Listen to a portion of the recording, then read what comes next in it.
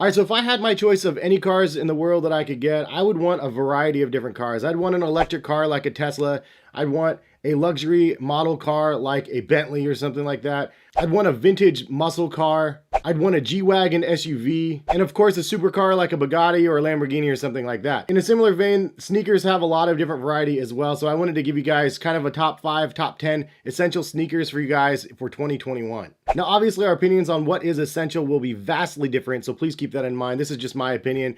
And if you guys have a difference in opinion, of course, always leave a comment and let other people know. And throwing out a couple disclaimers, I'm not saying you have to have 10 pairs of sneakers. This is just a diversified list to show you guys 10 different types of sneakers that you guys should try or consider. Also, what you have on your feet does not make you cooler. It doesn't make you better than the next person. And I always just want to throw this disclaimer in every video, and I don't, but you shouldn't be judging other people by the sneakers that they have on their feet. You definitely should never make fun of somebody else for what they have on their feet. And ultimately, just be kind to others. I don't know. I wanted to tell you guys that. Let's go ahead and jump in the video.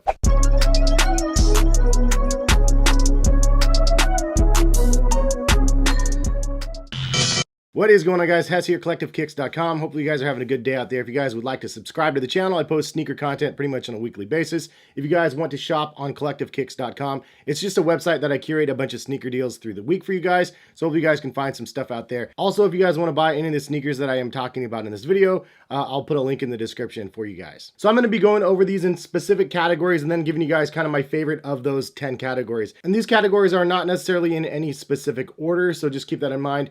But let's go ahead and jump in. The first category is gym sneakers. So basically this is something that you could wear to the gym, obviously something that's going to be comfortable, something that you can run in as well as lift in.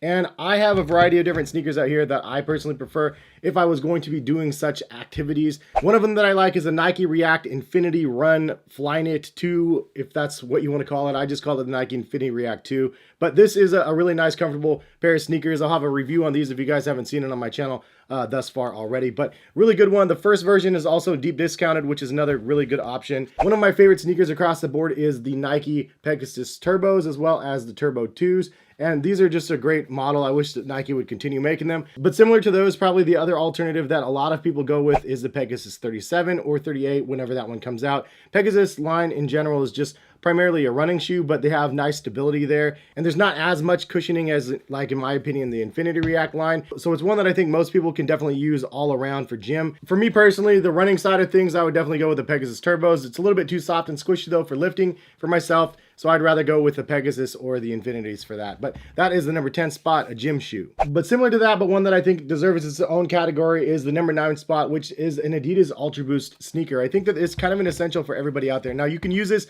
as your gym shoe as well and knock one off the list. But basically, the Adidas Ultraboost in general is just a really great, comfortable pair of sneakers. If you've only worn Jordan Retros or something like that, you need to at least try an Ultraboost. I'm just telling you guys, it's still really, really comfortable on feet. And even if you don't want to use it as like an everyday sneaker, it's at the very least a recovery shoe because they're so soft and squishy. Now you can go the traditional route and get an Adidas Ultraboost with the 1.0 knit pattern, or you can get the newer 5.0 knit pattern that they've released also with like this one's the NASA collaboration. You can also get the Ultraboost Summer Readies, the PBs, and the Ultraboost 20s for around 90 bucks, which is a tremendous deal for those. Really good price points. Again, I'll try to link some of them in the description, but those are great options. And obviously the one that I've been waiting on that I cannot wait to do a review for you guys is the Ultraboost 21. So expect a review on the channel if you haven't seen that thus far, and subscribe again to make sure that you guys catch that. But basically the Ultraboost line in general is just one that deserves its own spot. I really do think that every sneaker person should have at least one pair of Ultraboost in their collection just so they can experience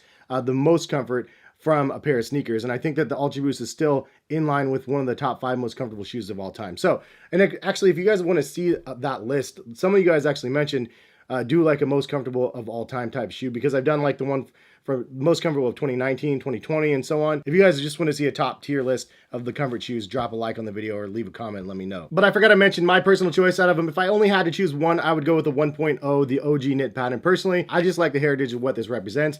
And I don't know, I'm a sucker for that 1.0 knit pattern. Number 8 on the list is a casual pair of sneakers. A casual pair of sneakers is not necessarily a comfortable pair of sneakers, but it's one that you would wear casually. My options that I'm going to mention is the Chuck Taylors. There's a collaboration, a Futura collaboration one that I have, as well as just a standard high top version. The low top versions are great, obviously, as well. I have a bunch of those in the garage.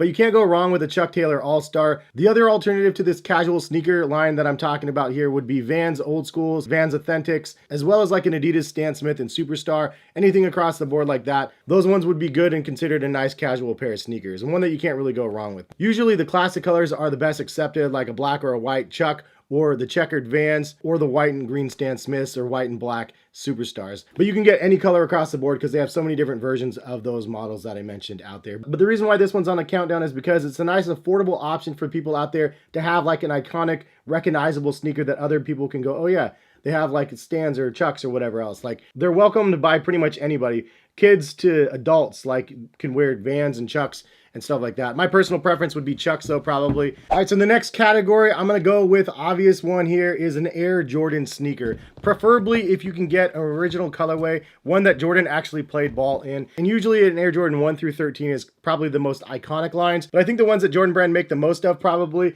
and the ones that are most generally accepted are the Air Jordan 1s, the 3s, the 4s, and the 5s. So an Air Jordan sneaker is definitely an essential for sneaker people out there, but it's not an easy one necessarily to make a decision which one you buy. Retail on the Air Jordan line definitely varies a lot depending on the models. The Air Jordan 1s is the more affordable ones at around, I think, 170.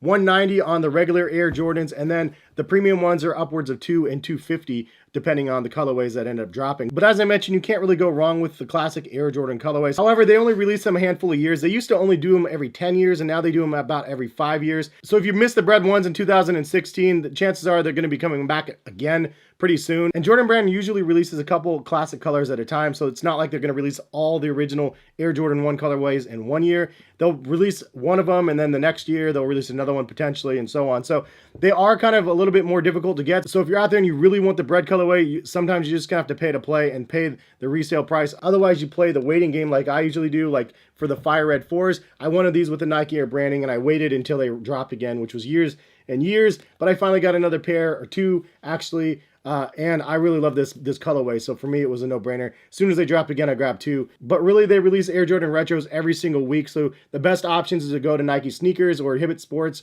or some of these other sites out there and just see the release calendars to know when some of the shoes are releasing. Usually during the holidays like Black Friday and Christmas time, they have some iconic colorways that always come back every year. But honestly, they drop random iconic colorways year round. Like the Carmine 6s is going to be coming up pretty soon next. So there's definitely a lot of options out there for iconic colorways. But if you have school colors that you really prefer or any other colors that just speak to you as an individual, obviously those are great options as well. So consider that, as you can basically just buy whatever Jordans you like, which is what I would recommend for any of these sneakers. And for me personally, if I had a choice of any Air Jordans, I'm gonna go with the Black Cement Air Jordan 3s. It's hands down my favorite colorway and sneaker model I think of any Jordan. So definitely the classic for me. All right, so number 6 on the list, I would just go with the classic white on white Air Force One. Now I could have included that in the casual section as well, and you can again double up and decide to choose that because the Air Force One white on white is a very classic, iconic sneaker model.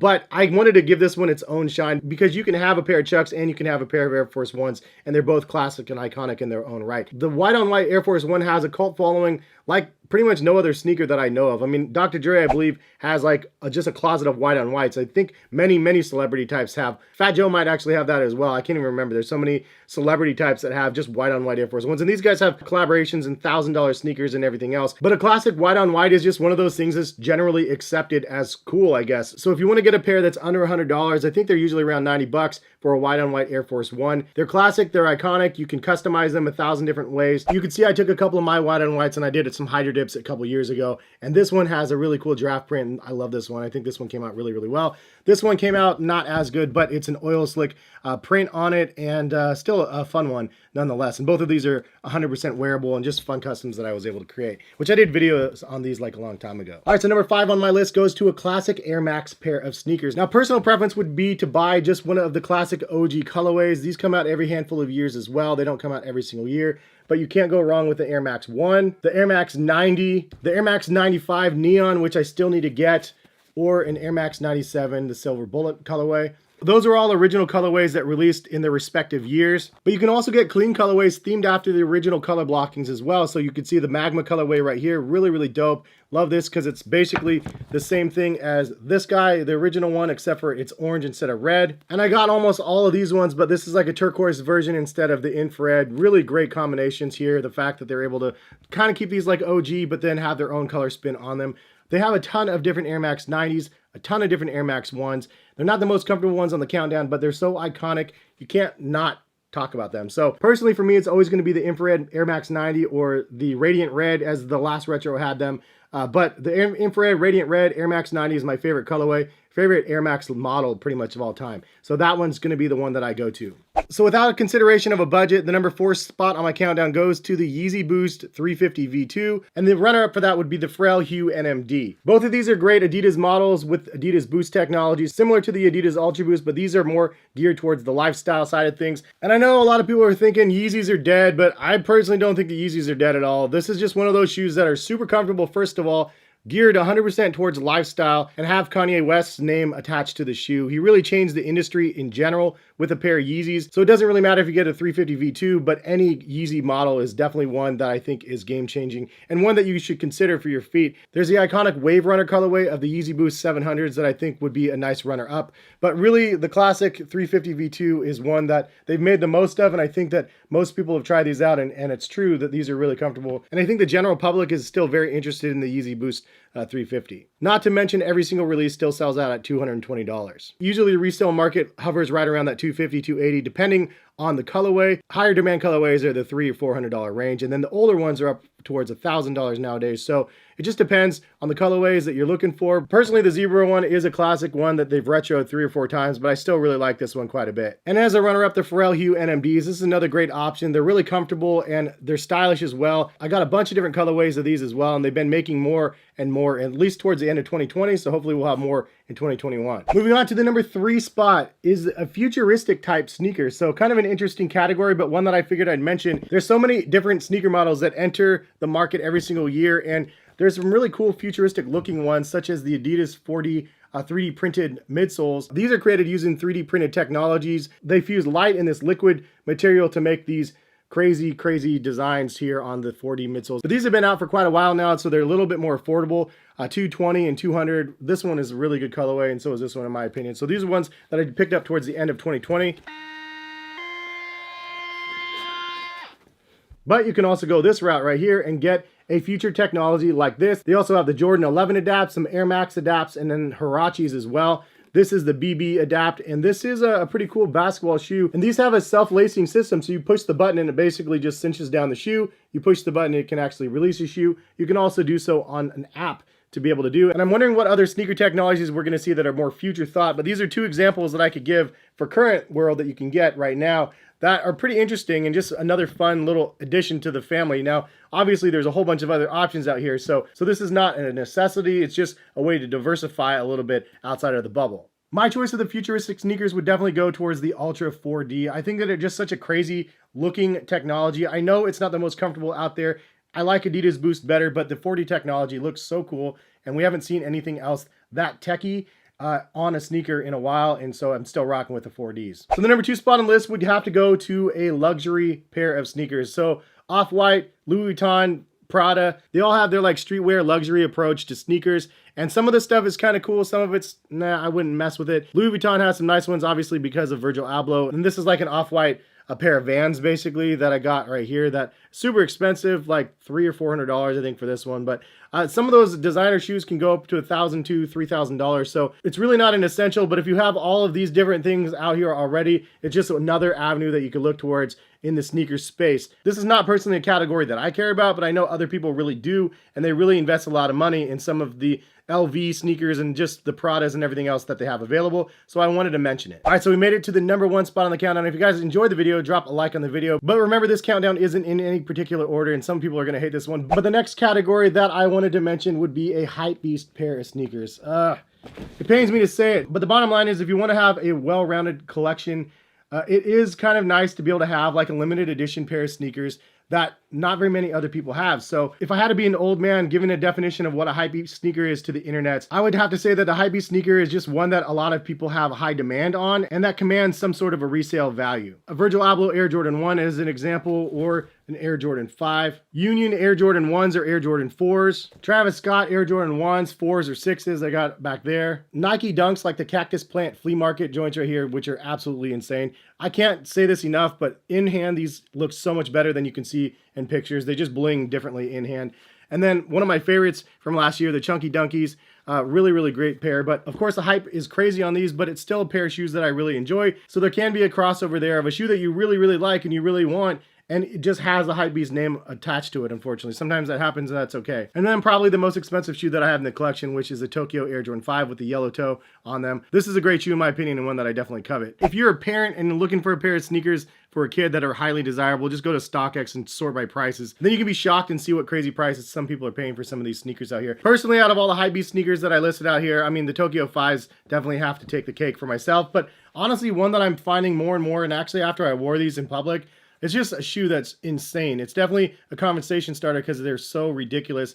But these Cactus Plant Flea Market Dunks are probably one of my favorites as well. Big shout out to Jen for actually helping me out on their Jen is there if you don't follow her on Instagram or on YouTube. But that's kind of the video. Hopefully you guys found this somewhat entertaining. Obviously, I pulled a lot of sneakers out here for you guys for this video. So if you guys can be gracious enough to drop a like on the video, it's much appreciated if you guys do so. But what did I miss? What iconic essential type sneakers did I not mention? But considering I talk about sneakers on this channel all the time and I just love sneakers, I probably missed a bunch of them. There's just so many.